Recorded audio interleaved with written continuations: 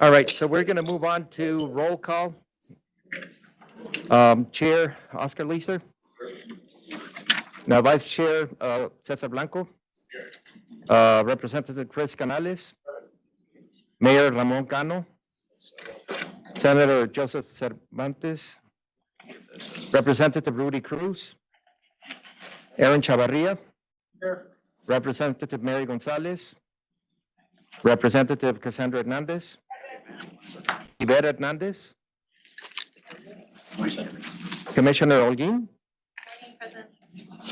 Representative Willie Madrid. Alderman Walter Miller. Representative Joe Moody. Representative Eddie Morales. Present. Mo Mobed. Mayor Diana Murillo. Representative Claudia Ordaz. Representative Lina Ortega. Present. Norma Palacios. Here. Mayor Javier Perea. Present. Mayor Rachel Quintana. Here. Mayor Isela Reyes. Here. Sam Rodriguez. Here. Representative Isabel Salcido. She's here somewhere. Yeah, she's here. Judge Samaniego. Yes, present. Alan Smythe. Mayor Anthony Turner. Tomas Trevino. And City Manager Kerry Weston. Here. Thank you. So we do have quorum. Great, thank you. You ready? Item number 1. All right, so item number 1 is to consider approval of the minutes of the January 19th, 2024 TPB meeting. So moved. We have a motion and a second. All in favor? Yes. Aye. Any opposed? Motion passes. Item 2. Item 2 is consider authorizing the executive director to sign a letter of support for the City of El Paso application for the fiscal year 2025 community project funding, CPF, for the Isleta Port of Entry feasibility study project. And Mr. Chair, before we move forward with all of these, I know that there is, we're pressing for time, and we do not want to lose a quorum before we get to all of the action items. So if there is, one or two of the items that you want to perhaps just approve without the presentations, please let us know. Otherwise, if we go through the presentations, I'm going to ask all of the presenters to be brief, but really, really brief. So with that, Do y'all want to see a presentation on this one? Yes. Sure. Go ahead. all right. So we've got Omar Martinez from the City of El Paso. Good morning. My name is Omar Martinez. I lead the grants and legislative portfolio for the City of El Paso. The item we're going to talk to you today is the Isleta Port of Entry expansion feasibility study. And it's more than a feasibility study. It is a project development study. It is to get the Isleta Port of Entry ready for construction once we've completed that work. I think we're going to pull up slides. And if not, yeah, I'll continue. So in this, since the presentation will be brief, if you have any questions, I'm happy to talk to you after this event so that I can answer any questions you might have. In summary, we are requesting $4 million from the fiscal year 25 Community Project Funding Program.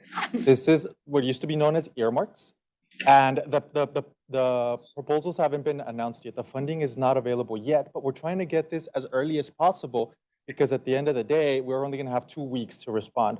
So we're trying to make sure that we get all the support we need to be able to push this project forward. The $4 million can come with a 0% cost share requirement because the project would be located in a historically disadvantaged community.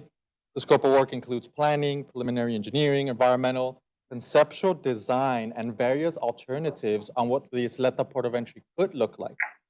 And then it includes data we already have, and then you saw earlier in the training, but additional data we need to justify a benefit cost ratio and justify the investment. The design alternatives would be for phased construction. This wouldn't be like BOTA, where they just want to stop everything, rebuild, and then keep going. It would be done with modules. And a detailed scope of work is available. We're ready to submit. That would be, next slide, please. This slide here explains the program. Next slide. This slide shows that it can come with no cost share. Next slide, please. This slide here, not going to read it all, but it shows how the Isleta Port of Entry expansion project is a more comprehensive system-wide infrastructure investment, and it's got several components that involve local, state, federal, and international partners. What you see in red are sections that have already been funded. Technically, the Port of Entry has already been undergoing expansion. It just hasn't been doing it in a coordinated way. A similar list has been in development on the Mexican side, so this is not happening in isolation. And for a lot of us that were in the Border Trade Advisory Committee, it shows a strong willingness for Mexican partners to partner and to make the investments necessary for this infrastructure. Next slide, please. The reason we need MPO participation is because the funding account that this would come from is the Federal Highway Administration, and like all US DOT investments, it has to be added to the MTP and the UTP over time before we get access to the money. If you'll move on, that's the timeline. We're expecting submitted March. If you move on to the next one, the rest is answering a couple of questions on where we're at in terms of coordination on the project. So we've already engaged the IBWC on what the permitting requirements. And so the one thing to learn from this is that some Port of Entry expansions require a presidential permit. Others, it can be waived. It depends on the administration. And we're trying to find the details we need so that we can get that waiver. Coordination to date, again, we're working with Mexican partners. We enlisted the offices of Congresswoman Veronica Escobar and Congressman Tony Gonzalez to help us navigate the federal system on getting this project eventually done so that we can inform our feasibility study and we can design to the standards we need. And so not to waste money or have to go back to design and feasibility study.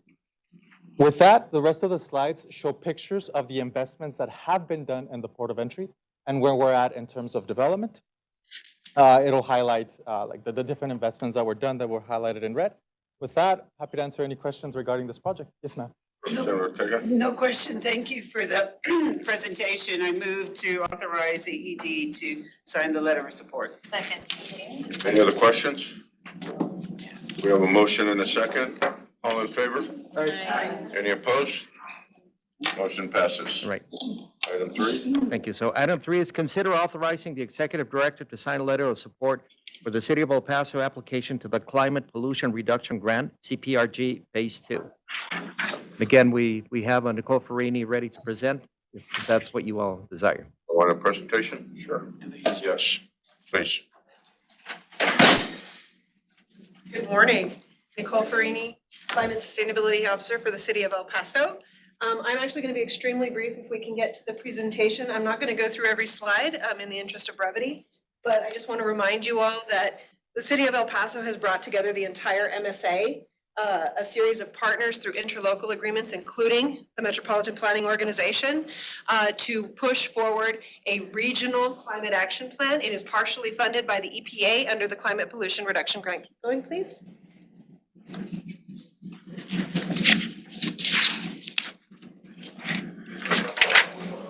This is not for our presentation. Okay. We'll just do it without it. That's okay. They didn't hire me as the resilience officer for nothing. At the end of the day, what we're truly asking you all for is support for us to move into phase 2 of the Climate Pollution Reduction Grant. That is a $500 million investment opportunity across the MSA. What we were tasked with doing was engaging across the entire region with the entire population and the Leadership Steering Committee stakeholders to identify a project that could do a couple of things. A, reduce greenhouse gas emissions. That's what the EPA wants to see. That's what they're going to base the funding on.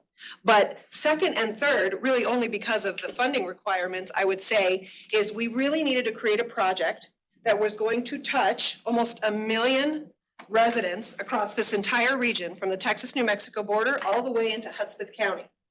We have spent the last 53 days since our office has been fully resourced on January 4th, getting into the community. We put out a survey that received about 640 responses. What does this community care about? It cares about being resilient to the impacts of climate change. What does that mean? It means mitigating heat It means making energy more affordable. It means making sure that water is not only accessible, but affordable in the long run. What does an investment in climate mean? Oh, there's my presentation. What does an investment in climate truly mean to the residents of this community? And this community said to us, we want to participate in the global effort, but at the end of the day, I want to touch, taste, and feel the investment that you all are going to put into this community, and it has to touch everyone. So we said, okay, well, that's pretty easy, right? Solve the global climate crisis, make sure everyone can touch, taste, and feel it, and make sure that we are making everyone across the entire region happy in terms of the investment. And I think that at the end of the day, keep going, please, because I want to get to the project.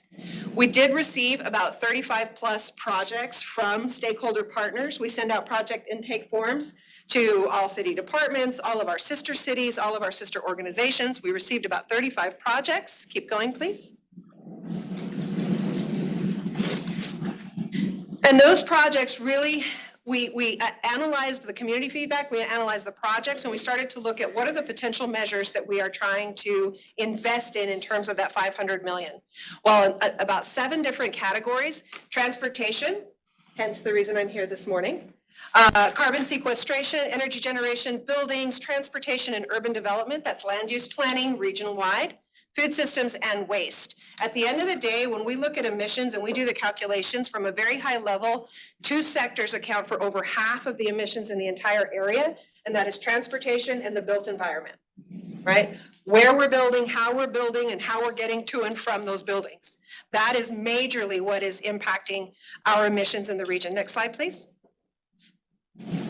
So when we sat down and looked at the breadth of projects, and we sat down and looked at the task in front of us set forward by our residents, our people, we said, what project can truly do all of these things and still be ready to submit for a $500 million federal application in 45 days? The Patzilla Norte Trail project. This project has been in the works for almost a decade. I'm very excited about this project because when I first came on board as resilience officer in 2015, we brought the Urban Land Institute in and we said, what is the kind of physical investment we could make that would best produce resilience results for El Pasoans, is what we were talking about at the time. They came up with a trail project. Next slide, please. What we were looking at that time was simply activating a short corridor from basically the MCA and the zoo through to Segundo Barrio. This is a rendering of what the potential could be. What does a fully amenitized urban trail look like? Well, a fully amenitized urban trail doesn't do one thing for our people, it does 12 things for our people. And it's intended to do it from the Texas-New Mexico border all the way to the edge of El Paso County. And we've now had conversations with Judge McKenzie and her team in Hudspeth County. And Hudspeth is very excited to allow us to extend the trail planning into Hudspeth so that we connect to the national park system. When this is all said and done, with your support and the support of others, our community will have, I'm so excited about this, otherwise it'll take a second. Our community will be able to boast the longest fully amenitized urban trail in the nation. That's ecotourism, that's economic development, that's climate action, that's stormwater control, that's energy generation, that is quality of life for every resident across this entire region. And so today I'm here to ask you for your support and to answer any questions that you might have about this project. Any questions? Chelsea? I think this is great for our community. I wanted to particularly ask you about the light rail, or is there a possibility of something like that? I know it's pretty costly, but that's something that I think connecting, like you mentioned, is just like you have the path. Creating It's really getting people from A to B and not having to use their car. And what if they don't have car, and also it cuts time for them and you can work on the rail. So wanted to see if you can just expand on that a little bit and talk a little bit about the Wi-Fi and what we kind of just. Absolutely. So one of the things, the question becomes, what does fully amenitized really mean, right? There are some very simple things that we can do along the path of a trail, like incorporate solar powered lighting that also allows for digital, access to digital El Paso and beyond. So expanding broadband access for our community is something that's a pretty simple lift to be able to incorporate even in current areas where it's not. To the Representative Salcido's point, there are other bigger ideas that we can start to consider. What we're doing today is introducing the project to you all. We're gonna spend the next 40 days or so really digging in and trying to see what's possible. I think that with $500 million, there's a lot that we can do. And at the very least, we can start to plant the seeds and plan for, in certain segments of the trail, is there an opportunity to do a transportation component, whether it be a Brio-like investment or it be a trolley-like investment. I don't know that the $500 million will go far enough to be able to activate that. But should we be talking about that today? Yes, we should. And should we be planning for it? Absolutely. But I think the most important thing is that once we embark on this effort, it will be our responsibility to engage with each of the communities along the trail, which means engaging with the constituents in your districts, in your jurisdictions, and understanding what do they want. And I think when we spoke, Representative, we absolutely talked about District 5 residents wanting more access to be able to get out of their cars and to be able to access along the trail. So that's something we'll have as a very individual conversation with each of you. Thank you. Representative Nundes and then Oh, I'm sorry. Representative. I don't have any questions. I just had a statement that just thank you for all your hard work. There is an upcoming listening session. When is that? It is tomorrow. I will be planted at Memorial Park Library from 10 a.m. to noon. Just listening to the community, having them come and talk one-on-one. I will say, thank you for bringing that up. We really have turned community engagement on its head for this one. You're not gonna see us out there doing the community meeting that you've seen in the past where we do a presentation and then there's Q&A with a microphone. What we found is that's not effective and constituents don't feel heard. So what you're going to see us doing is getting out there, sitting in libraries for hours at a time and having one-on-one conversations with your constituents. So please encourage them tomorrow, Memorial Park Library from 10 a.m. to noon. Chair Gonzalez. Just a couple of questions, because we don't have the size that you had. Where in Hudspeth County are y'all talking about going? So I think that's something we need to look at from today forward. What we've talked about with Judge McKenzie is simply connecting it to the national park system itself. How that manifests, I'm not exactly sure.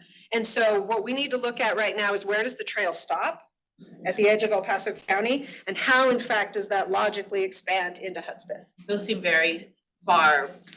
Far-reaching, Yeah, so, correct. okay.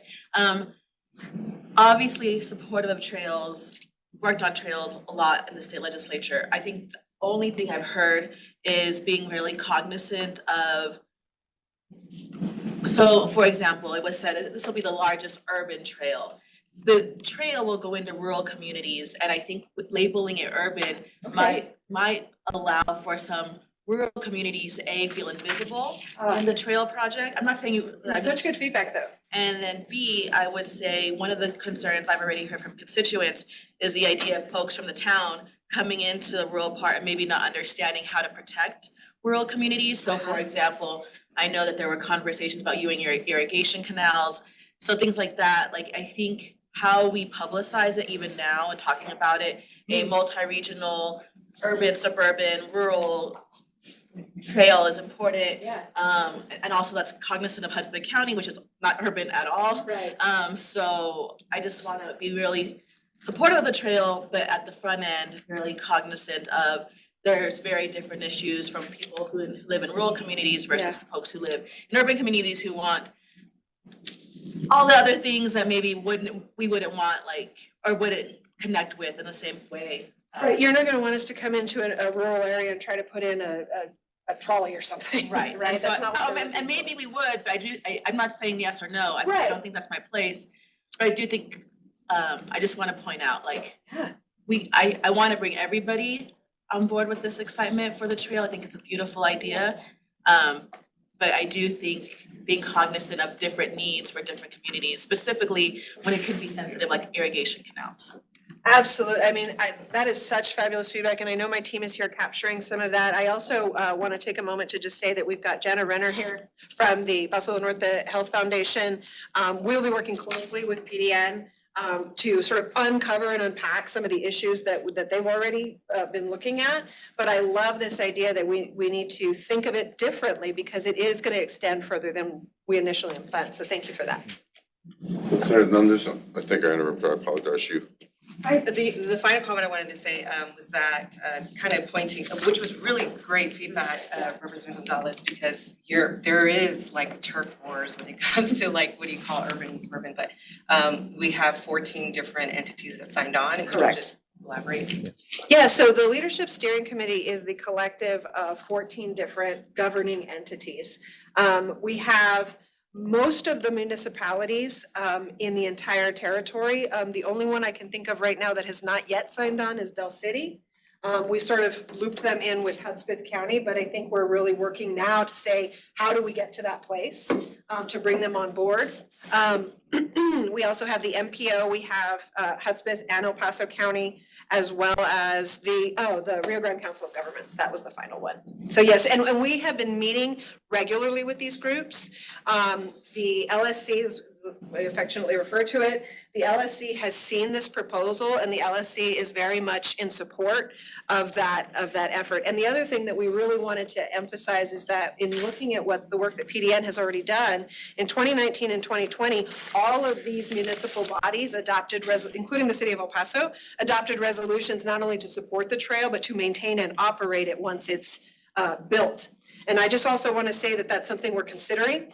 We have already looked into the grant. It can seed M&O. It can seed some staffing. It won't be able to hold it up forever. We got to be eyes wide open about that. But at the end of the day, we're considering all of those factors. Senator? Thank you, Mr. Chair.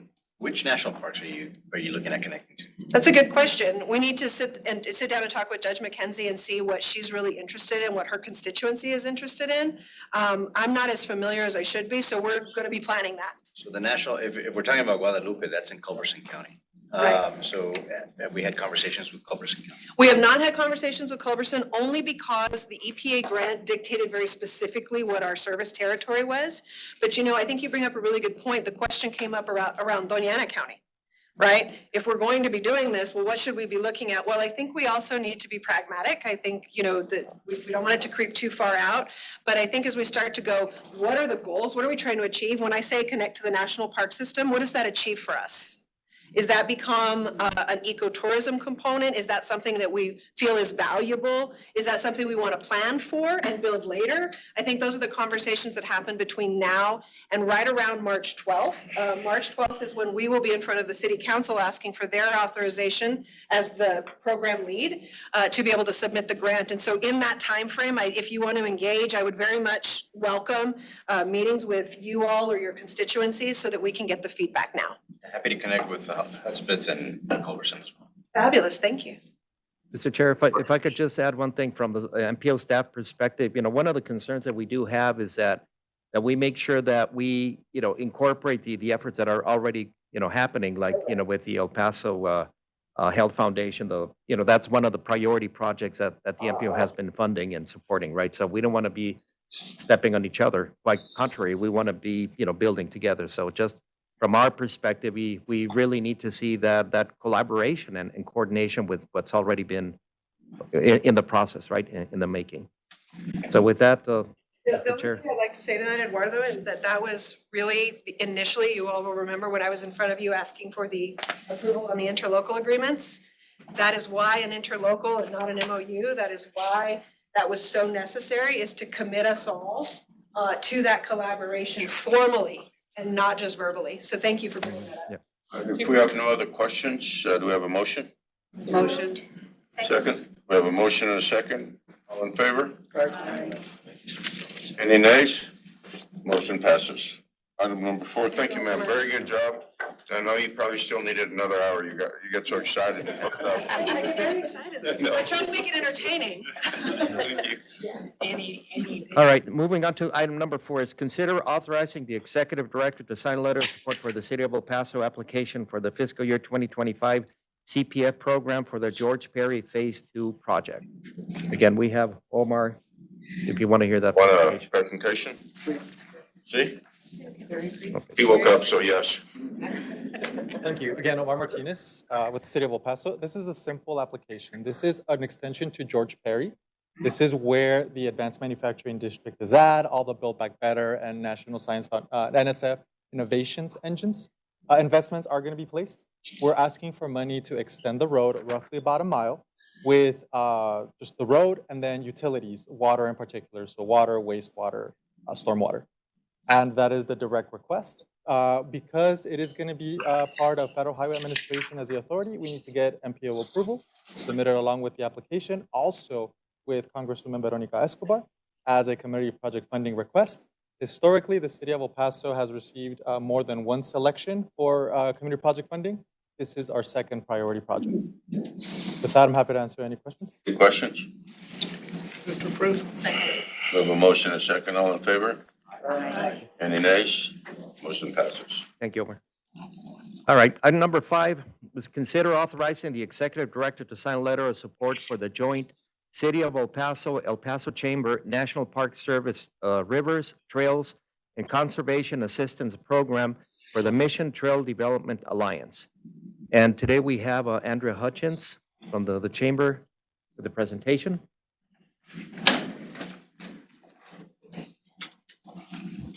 Good morning, everyone. So as Eduardo mentioned, this is a technical assistance grant, i.e. free, best kind. So wanted to just kind of give you all an overview of the Mission Trail Alliance itself and what we would be using this grant for. So for many of you, you're very familiar with our mobility coalition at the El Paso Chamber. And so the Mission Trail Alliance was established back in April in kind of a very similar format. So I'll give you just a little bit of background on that if we could go to the next slide. All right, so well, actually one more slide. You guys all know about the Mission Trail. Okay, so last April, Congressman Gonzalez's office, along with a number of local entities, governmental entities, many folks that are in this room, got together and we kind of discussed, why there is some stagnant development along the Mission Trail, maybe where some areas of opportunity could be for collaboration and communication. And since that time, this group has been meeting bi-weekly in a virtual setting and then monthly in person. And so we've been talking about areas of priority, areas of collaboration. I can't tell you how many letters of support have been traded amongst the group. So really working to elevate the communication amongst the stakeholders on the trail. Next slide, please. Told me you had 3 minutes, but the slideshow's moving slow. Okay, so just real quick, wanted to point out that the Mission Trail Alliance members that are listed here are probably a third of the folks that actually show up. This is an open meeting, and so for people who are interested in joining, we certainly do encourage them to do so. We have an agenda that every other week goes through a number of priority projects that range from transportation to grants and everything in between. Next slide, please. So the key areas of focus, along the Mission Trail, chiefly, obviously, would be the Mission Trail itself. So we have looked at providing support from anything from the trails themselves that are going along the Mission Trail to the actual implementation of the El Paso County Strategic Plan, which you're going to see us talk about here a little bit more in just a minute. So go ahead to the next slide. Next slide. Trying to stick to under my 3 minutes. All right, so the big thing that we want to talk about today is promoting historical significance and specifically the fact that we do not have a UNESCO designation on the trail. So for many of you, you are aware and have been acutely aware of this over the past several decades, that many of the communities that are along the Mission Trail, even those that are in Mexico, have a UNESCO designation. We are the only area in this region on the trail that does not. So one of the things that we want to ensure that through this technical assistance grant, we are able to pursue that designation with multiple partners. Further, El Paso County back in 2019 passed its strategic long-term plan for the Mission Trail. And so we've been using that as kind of a stake, if you will, for how we're going to move forward many of the projects, including the facade program that the county has started, as well as historical markers and so on. Go ahead to the next slide. So we see this as having a numerous amount of economic development opportunities. The Alliance talks about everything from business retention and expansion to grants like what we're talking about here today. We do have members from nonprofit organizations that are a part of the Alliance as well. The Mission Trail Association, who many of you all are familiar with, also brings to light a number of the tourism opportunities that they work on a regular basis. And then we were very proud to support the county's video that they just recently had done. So if you haven't seen it, it's on YouTube and it's phenomenal. Go ahead to the next slide. And go ahead to the next slide. Okay, so here's where we get to the UNESCO piece. So this is in the county's comprehensive Mission Trail Master Plan. The idea that a UNESCO designation should be sought, and so that is going to be the key focal point of the technical assistance for this grant. So with that being said, I said I would keep to under my 3 minutes, and if anyone has any questions, we will open them. Any questions? Do we have a motion? Second. Thank you all. A motion and a second. All in favor? Aye. Any nays? Motion passes. Thank you all. All right, so moving to item number 6 is consider authorizing the executive director to sign a letter of support for the Texas A&M Transportation Institute, TTI, application to the National Institute of Standards and Technology for the Secure Cross-Border Autonomous Vehicle Connectivity Project. And again, we have Dr. Rafael Aldrete here if you want to move receive a presentation. We have a motion to approve it, a second. Second. All in favor? Aye. Any nays? There goes my question. Thank you. Motion passes. All right, item 7 is consider approval of an amendment to the Regional Mobility Strategy, RMS 2023 to 2026 Transportation Improvement Program TIP to include Appendix C consultative process. Hold on a second, I'm sorry. Did you have a question, Representative? We can go back. It's fine, really. I'll ask offline. It's fine, really. Sure, because we can We just, Mayor Miller just wanted to bring it. It's okay. Go ahead, sir. Thank you. And we can always bring back the You can bring the item presenters back at if you'd like. at a later date if necessary. Too much coffee, I'm fine. All right, so on this item number 7, we have Ann Gallante with a very brief presentation. Good morning, Chair and board members. Ann Gallante with the MPO. So item 7 would be a brand new appendix to our current TIP. That's 2023 to 2026.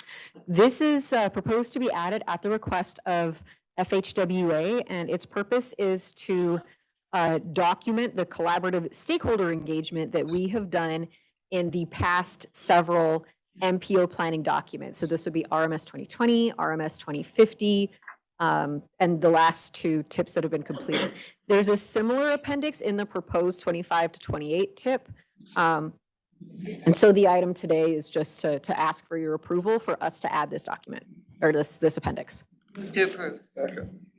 Any questions? Motion in a second. All in favor? Aye. Any against? Motion passes. Right, thank you. Now we move to item 8, consider approval of amendments to the RMS 2050 Metropolitan Transportation Plan and the RMS 2023-2026 TIP to amend the Railroad Drive widening and reconstruction project to change project description in fiscal year 2026. Again, Ann Gallante.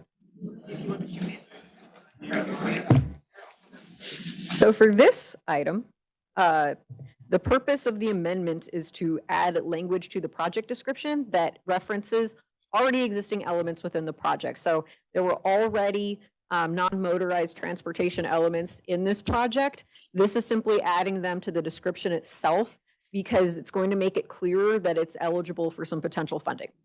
And there's also, because there's a character limit in the state portal, there are some truncated and abbreviated words that are in this amendment that was done in order for us to not exceed the character limit. Move to approve. Second. Any questions? All in favor? Aye. Any nays? Motion passes.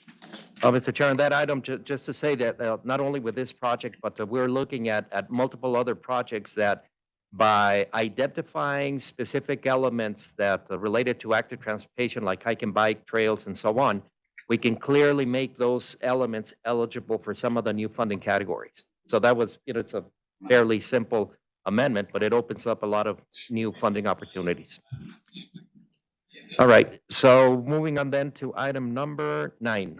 Consider approval of amendments to the Regional Mobility Strategy RMS 2050 Metropolitan Transportation Plan, MTP, to A, amend the Sunland Park Hike and Bike Trail Project to change project name, project description, project cost, and move from fiscal year 2030 to fiscal year 2027. B, amend the Border Travel and Cargo ITS project to change project name, project description, project limits, and project cost in fiscal year 2028. C, deprogram the Tierra Este Arterial 1 Phase 1 project using Category 7 Surface Transportation Program funds in fiscal year 2027. Deprogram the Tierra Este Arterial 1 Phase 2 project using Category 7 STP funds in fiscal year 2028. And E, program the Tierra Este Arterial 1 project using Category 7 STP funds in fiscal year 2027. You want to take them as one item or vote on them separately? But for sure, items C, D, and E are together. It's a very simple explanation. But if you all want to take them together, we can discuss them individually. Senator Holguin? I do want to hear the presentation for CD. Okay, Me too. all right. So we want to see the presentation. Okay. So if you want to focus. All right, Ann Garante again.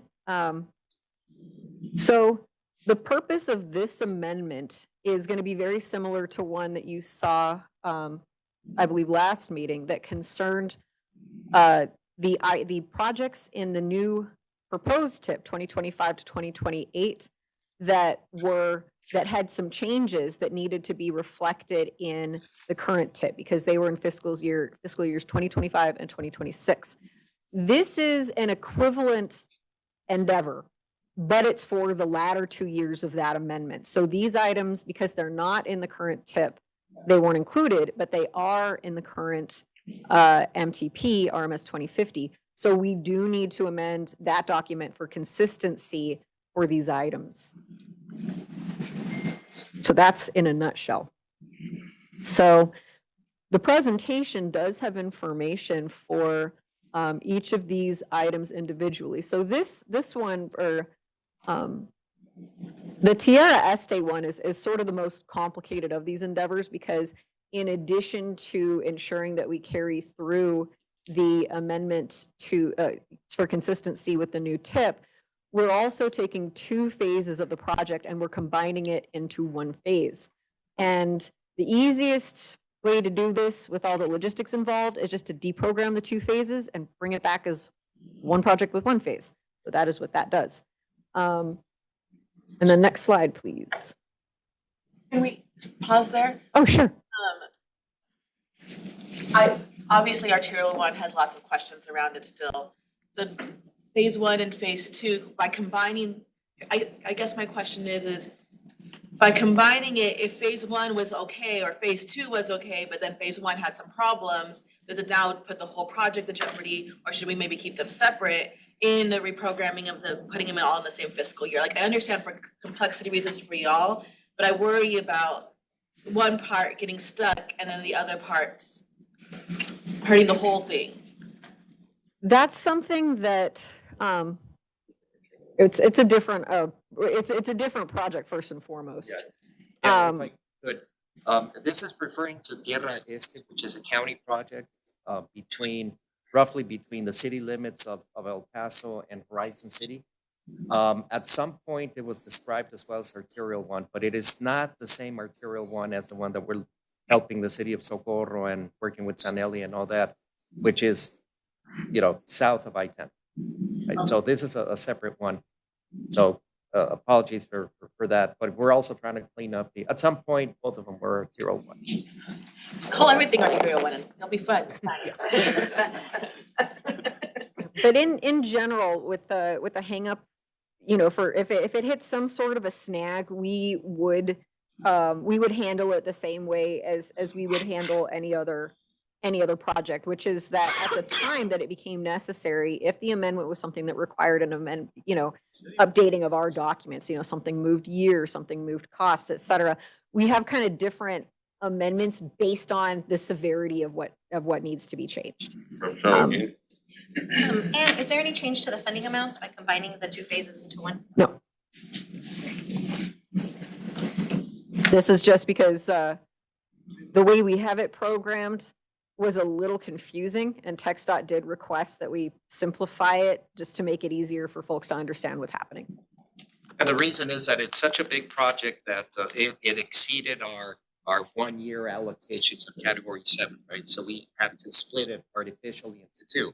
But now that we're getting ready to really look at it and working with TxDOT, we're able to put everything into 1 year so that it's only one contract. And we're like borrowing from the following year. So as long as we have sufficient funds in the second year to cover what we exceed in the first year, that's fine. Yeah, it's in the weeds, but we're using a process called 2-year fiscal constraint for that one. So I'll move to approve. a second, We hear the presentation on the park as you well. want to continue through it? all right, so It's just on the park. Go ahead. for this one, there was initially a different city project that was proposed for this year that got moved out of the tip years, and I think it also had different funding anyhow. But what was done was this project was traded in it was originally programmed for 2030, but it's not the full extent of the Sunland Park reconstruction. So the pedestrian elements were split off from it into this project, which is being included in the new tip. So it's, I believe it's about. Yeah, so that's responsible for the cost decrease from the 9 million to the 5 million is because it's moving forward earlier, but it's not the full project that was initially in this. It's the pedestrian elements from it. And that's also why its name gets changed. So is it that the city of El Paso is separately funding the Sunland Park reconstruction through their top 20 or 30 program? That I will have to double check on. Tentatively, I think, but I can't say for certain. Okay. That makes sense. Thank you. You ready? So do we have a second? Second. We have a motion and a second. All in favor? Aye. Any against?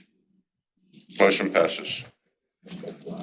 All right, moving on to the last action item, which is number 10, consider approval of staff recommendation to select an auditor and to authorize the executive director to negotiate and execute a professional services agreement.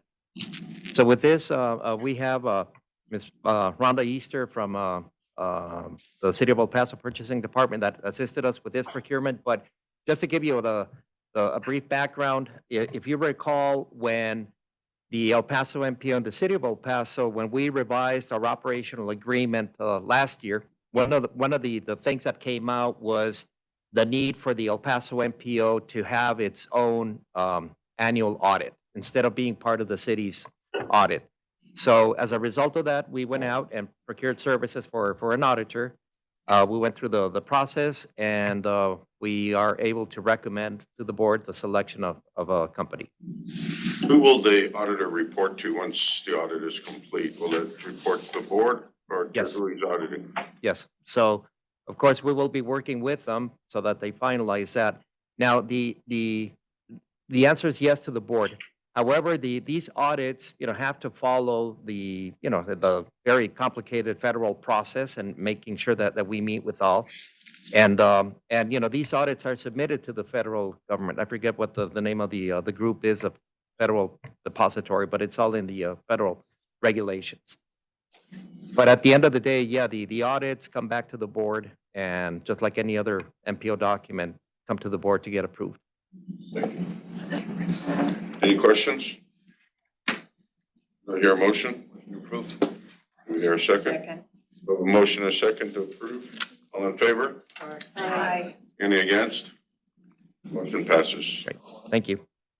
All right, moving on to reports and discussion, Mr. Chair, number 11, I think we can skip because it was a duplicate of an item that was already discussed. So moving on to item number 12, the public comment period for RMS 2528 TIP, RMS 2050 MTP amendment and transportation conformity report. Dan Gayan. Good morning once again. This is just to inform you that public comment periods are currently open and will be open through March 6th for these two documents. So if you want to submit comments, really you probably got to do it by 11:59 p.m. March 5th. But in one of these, this is an amendment of some larger projects that need to have a really comprehensive air quality analysis performed in order to amend them. And the other is our 25 to 28 tip. We're having our next and last public meeting for both of these on Monday, the 26th, 5 to 7 p.m. in our offices. We would certainly love to see any of you there. For anyone who wishes to submit comments in another format, on our website, you can find the draft documents, you can find a comment form, and you can find how to submit your comments via email or a written letter with a postage stamp if those are your preferred methods. And that concludes my remarks on this item. Yes. As you've had public meetings, is there any public meetings, it's just public comments? Yeah, we go through a presentation that gives an overview of the documents that are up for discussion. And then we allow for comments delivered in person at those meetings. We had one a couple Wednesdays ago immediately following our TPAC meeting, and that was the first. And then this is our second, which is during the evening to hopefully capture those who would like to attend but were unable to during the day.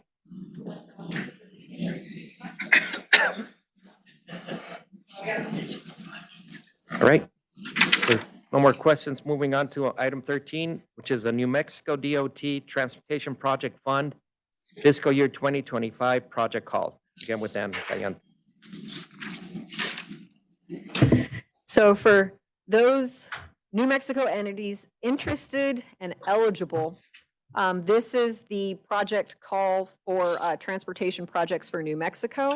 There's a 5% match. The project announcement is in your, or the project call announcement is in your backup, as is the schedule. We have applications for this one due in May. Happy to entertain any questions, but if not, those conclude my remarks.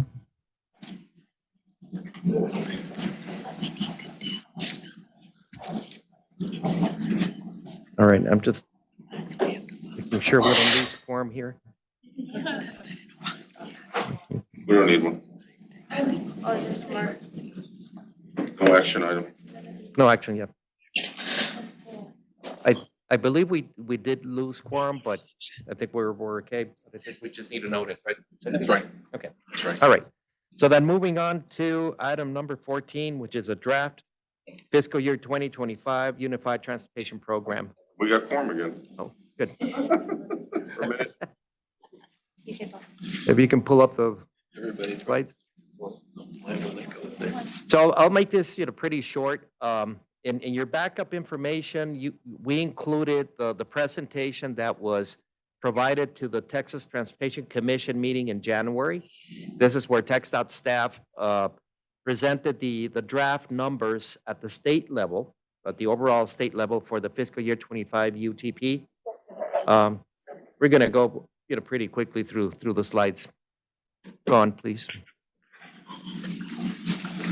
This one basically reminds everybody that the UTP is not a budget, it's not a promise or anything, but it's, obviously it's a good guide for all of us, especially for the big ticket items that take so long to develop. Next.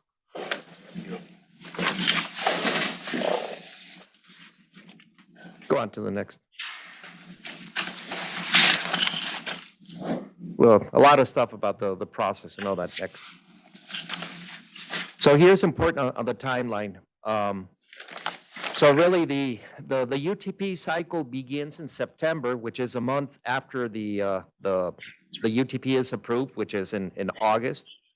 So basically, in September through December, TxDOT staff looks at more on the revenue side, what are the expected revenues coming in from the different sources, federal sources and state sources. Right now, the state is pretty doing very well cash-wise from the two state main sources, which are Proposition 1 and Proposition 7.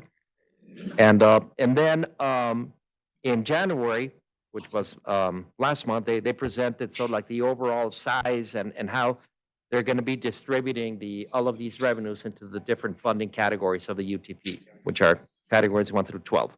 Next, please.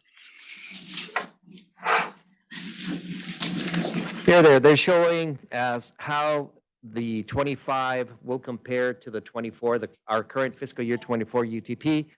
What are the major changes? The bottom line is that if you see literally the bottom line is that the UTP grows by $2 billion in general. Next slide.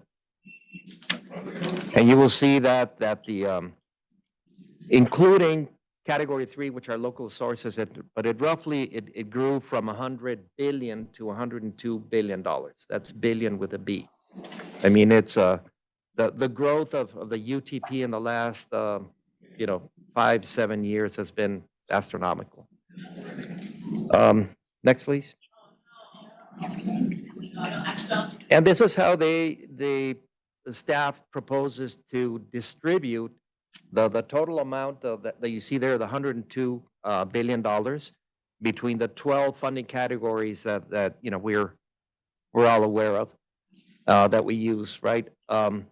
Category 1, as Tomas knows very well, is for maintenance and rehabilitation of state highways. Category 2, 4, and 12 are the ones that we keep an eye on, because those are the ones that we typically use to fund our big mobility projects, big corridor projects. And then, of course, we look at very closely at 5, 7, and 9, which are the categories that we manage here at the MPO level. 5 being CMAQ, 7 STP, and 9, which are the TASA. Next, please.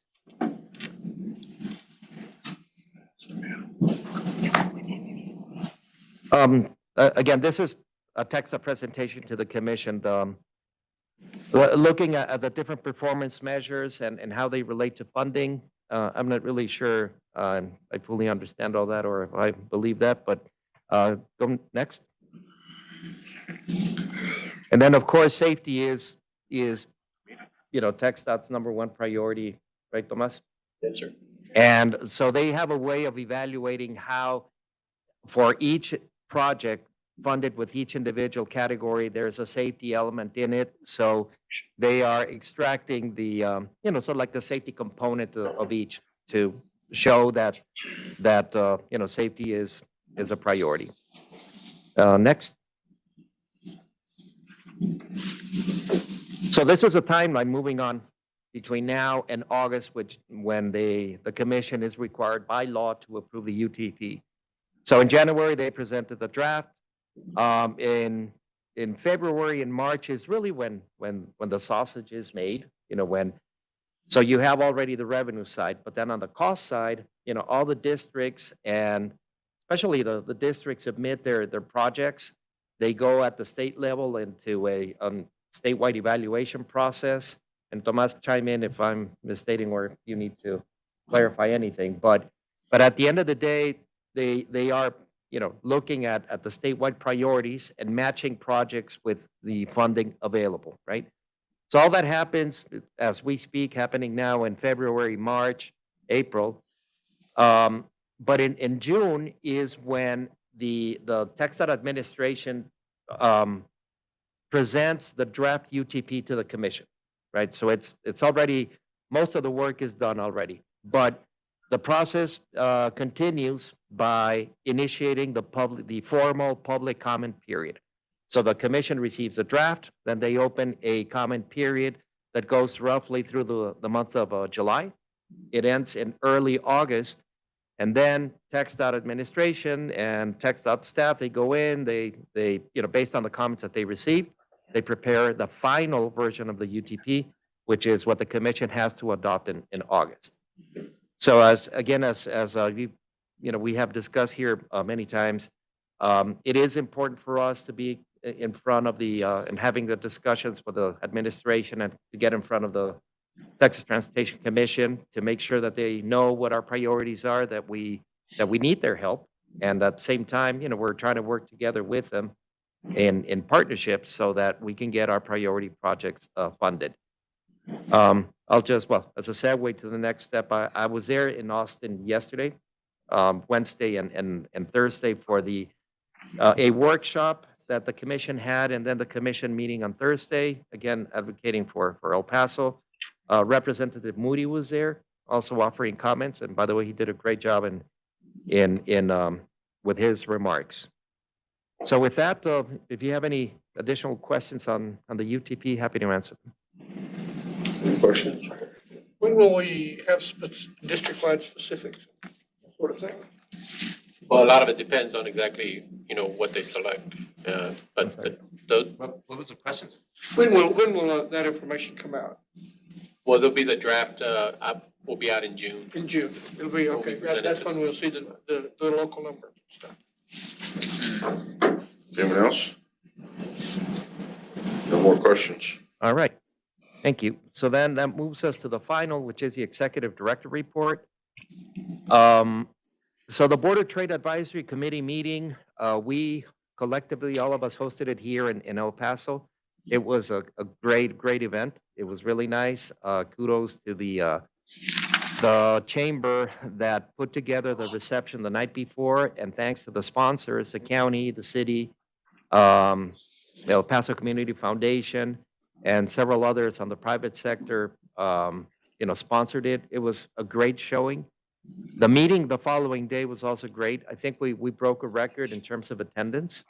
Not only the BTAC members, but local stakeholders. Very impressed also and very happy to see the participation from our stakeholders from the Mexican side. Index from Ciudad Juarez was one of the presenters in one of the sessions. But again, it was I was very excited, very happy with the outcome. Secretary of State Nelson chairs the committee. She was very happy to be here as well, and so it was a really good showing. So really, from my personal opinion and from my end, to thank everybody that participated. It was a great show. And the other thing that while being in Austin yesterday, Wednesday and yesterday, there was a lot of comments with TxDOT staff about the BTAC meeting that we had, and what a difference. El Paso was known for not really showing up at these meetings, several years ago, whenever TxDOT or, having some meetings coming into El Paso, and we have very little participation. Well, this time we broke the record. So that is really, really exciting. It's a great thing for us. We need to show up. We need to work with at the state level with not just with TxDOT, but with all the state agencies as well. Even though sometimes it is very difficult because of the environment that we live in. But at least on the transportation side, I think we did well with that. So that's it on my end. We can't take a motion to adjourn, so it's gonna go away on its own.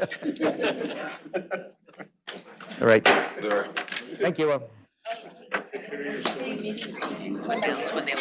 Yeah, I got a meeting back there. You, me, and Representative Salcedo. Try to get out here. Virtual meeting. We're actually doing, she wanted to leave, and I told her, you can't leave. Normal stuff.